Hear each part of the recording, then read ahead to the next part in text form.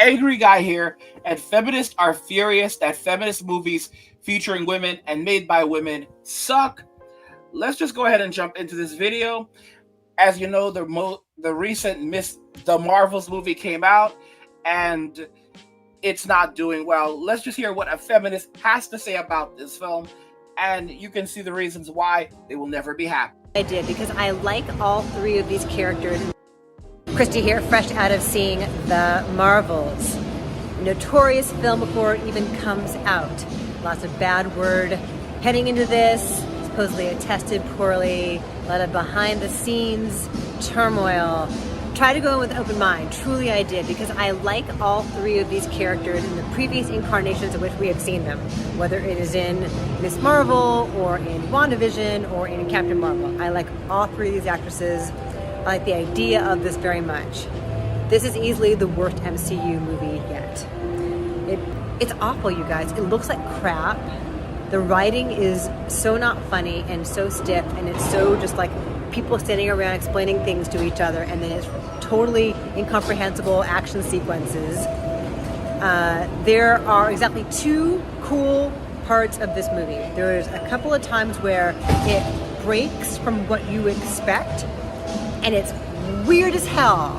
There are these couple of cool scenes, couple of cool sequences where they take real chances. And I feel like that weird movie is lurking inside of here, lurking underneath all of the cheesy special effects and all of the having to explain stuff and tie everything back into other parts of the MCU. I wish that they had the chance to just take a risk with this, you know, and make it something totally singular and strange. Because when it lifts out of the morass of what we're seeing, it's like, we could have had this, we could have had something totally cool this whole time. No. So it looks really chintzy, the score is super annoying. It's quick, it's short, it's only an hour and 45 minutes, which going into it, I'm like, sweet, that's awesome. Like, the whole world's not gonna be at stake, but the flip side of it being so short is that it feels very underdeveloped. It feels just rushed. So like the emotional connection between these three characters and their backstories feels really wedged in, really shoehorned in. It's really bad. And what bums me out is it's going to do horribly, and so there's going to be reluctance, I suspect, to greenlight movies that tell stories about these kinds of characters. But there's always more Marvel to come, whether we want it or not. Are you guys looking forward to this? Let me know. Alonzo's going to have his own reaction to it as well. We'll have a full review for you on Friday, a non-spoiler review. I would not spoil this for you, but I will tell you not to go see it. Guys, so here you have a feminist who went and watched the film, and you know, she's there going on about how much she wants to see movies by women, you know, that have a female-centric cast and that are centered entirely around women, and directed by women and produced by women. And she's not happy. She's not happy because the movie is terrible. And it's amazing, guys, that it's like women cannot learn. They cannot seem to comprehend that everything cannot center around women, nor does everything need to be created or directed or helmed by women to have something that is enjoyable that includes female characters. It's just crazy.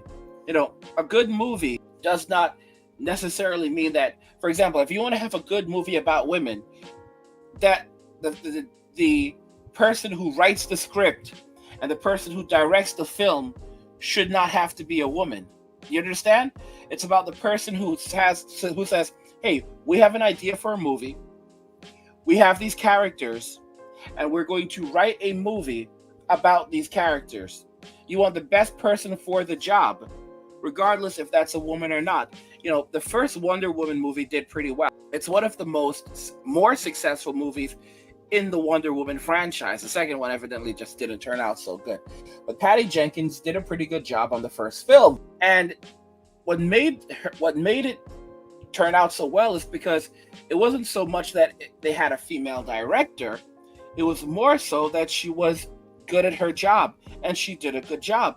When producing content, you should never think about, oh well, I'm going to hire someone based on, their gender, or the color of their skin, or any external characteristics. You want the best person for the job. And it's unfortunate that women, modern women, some of these women don't even want to call themselves feminists, but these are the same ideals that they have, are basically in complete shock. Like, they're like, but it was a movie about women, made by women, and it's terrible. And it's like, they can't comprehend. You're not choosing the best person for the job. You're because, for example, how many directors are there who are women? Not as many directors as men. And so you end up with a much smaller sample. You end up with a much smaller pool of candidates to choose from. So as a result of that, you are never going to find someone, or very rarely will find someone, that is going to meet the needs of the it's going to meet that's going to meet the needs necessary, or have the skills necessary to produce something great, because it's such a much smaller size. Versus if you have everyone competing against everyone else, and you don't look at gender, but you look at qualifications and results, and then choose someone that way, then you're going to have the best outcome. And that's what we're seeing in Western society. It's been happening with so many different things, even in the workforce, where people are being hired based on their gender, not instead of their merit. And then you wonder why, for example, in coding, you have a lot more men available to code versus women, who are very much, have significantly fewer numbers when it comes to coding. And you start hiring based on gender, and then you end up with most of the female hires struggling compared to the male hires, because you had a much larger pool of candidates with the men. So with the men, you hired based on merit, while with the women, you hired based on gender. And it doesn't help. That does not help anyone. And unfortunately, women don't care, because as long as they see women being represented in these spaces, as long as they see a woman and hear, oh, it's a woman who did this and a woman who did that, they don't care how qualified she is. Not until something goes wrong, and then they're all up in arms. And if they can't blame the men, then they're suddenly going to say, well, who hired her, and blah, blah, blah, blah, blah. And then when you bring up the fact that, well, she was a diversity hire, then they get furious. But bro, this was your decision. You guys made this, you guys created this world. So you have feminists, the first thing they say is that, I love the idea of a female-centric movie. I love the idea of a movie made by women. I love the idea of everything being woman. And then they get upset when it's, you have something that doesn't make any sense whatsoever. The quality is very low, even though they were given an extraordinary budget, but they can't seem to understand that you cannot base, if you're going to hire people based on their external characteristics and not around their merit, not based on the skills that they bring, then you're going to end up with terrible results. And honestly, I personally don't care. I'm not crying for anyone. By the way, guys, if you're enjoying my content, please go ahead and subscribe to the channel, turn on notifications to never miss another video again, and like the video, because it tells YouTube you're enjoying the content and you want to see more of it. So YouTube will show you more of it. But guys, I don't feel bad for them. They made this choice for themselves. And then to see them sit and crying on social media that these female-centered movies and shows are not good, what did you expect? Look at She-Hulk. She-Hulk is absolutely terrible. Absolutely terrible. And how did that happen? Well, the movie, instead of focusing on actual villains, and instead of focusing on, being a Marvel-focused movie, an action-focused movie, it was focused on the patriarchy and the difficulty and difficult reality that, the main character experiences each and every single day by simply being a woman. I mean, in She-Hulk, the Disney series, she basically says that, she's constantly fighting her rage each and every single day, just being a woman and everything she has to go through, compared to Bruce, who lost his ex partner, Black Widow, because she she passed away in in Endgame, and one of his good friends, Tony. And let's not forget that he literally went for like 7 years without a bunch of his other friends because many of them were lost when Thanos snapped his fingers and wiped everyone out. I mean, there's a lot more to it. And then also let's not forget that he became a cripple, after using the Infinity Stones. So, he couldn't use one of his arms even as the Hulk. But no, no, no, no, no, no, no, no. Her being a woman and having to simply exist in a society where there are men that make her feel uncomfortable on a daily basis, and the patriarchy. Yeah, that in and of itself is the greatest struggle ever. It's like women don't seem to realize just how good they have it in Western society.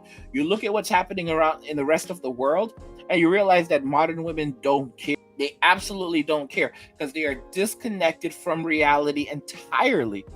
And when they say things like, a guy who says, what do you bring to the table is not a real man, because the woman is the table and her presence is what she brings. I saw this video where this woman said that, her presence is enough. That's why when a man gets into a relationship and he suddenly starts to dress better and his life starts to improve gradually, and all of these things start to happen for him, that was just because of the woman's presence. But here's the thing: these women don't even understand why the lives of men would improve in the past when they had a woman in their life. A lot of men talk about this now when they go over to foreign countries and they find someone over there, and the woman that they have, she cooks for them, she cleans for them, she irons their clothes, she creates a warm, inviting home. So when they come in, once they're done, fighting, against the world, because men are basically always at war with the world. When they come home, they have peace, and the woman is their peace. She gives them peace, and that is so much. She complements their life, so they don't have to worry. She takes some of that burden off. She gives him a massage at night because he works hard. He works hard, so she makes sure that his stomach is always full, his sack is always empty, and that whenever he's around her, whenever they're together, she is going to do her best to bring him peace. And these modern women in Western society, they don't comprehend that. They believe that when they get married, the guy is supposed to provide everything they need, everything that they could need. He's supposed to provide food for them. So she should be able to, use DoorDash whenever she wants to, or order from a nice restaurant whenever she wants to, every single day, because she doesn't cook. So he has to provide. He needs to make enough money so that she can live this type of life, soft girl life.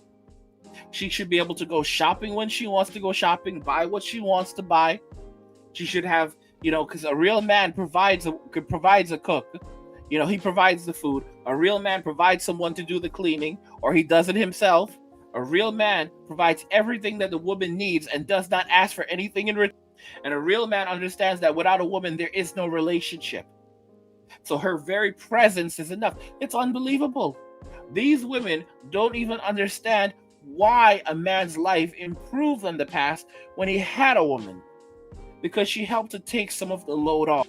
And women saying that men will always need women because if there's, without women, no babies, that is such a sad thing to say, because that's basically saying that the only intrinsic value of a woman is her ability to reproduce. So what does that really say about them? So basically, if you're saying that, if a woman says that, right, men will always need women, then what happens when she can no longer reproduce, ladies? What happens at that point? Because if that's all you base your value upon, then that's how you will be perceived. So that means that if she can no longer produce, then she no longer has a value then, right? And a woman goes, no, that's not true. Then what does she offer to the man? Because if you say that her ability to reproduce is what she offers, and she no longer has that, then what does she offer? Her presence. And how does that presence help him? How does that presence help him? What does it contribute to the relationship? Because I gave you examples of what women actually contributed in the past, and what women who are outside of Western society contribute. But what do you actually contribute? What does that actually contribute? What does that present simply contribute? Oh, energy. That energy will transform his life, bro.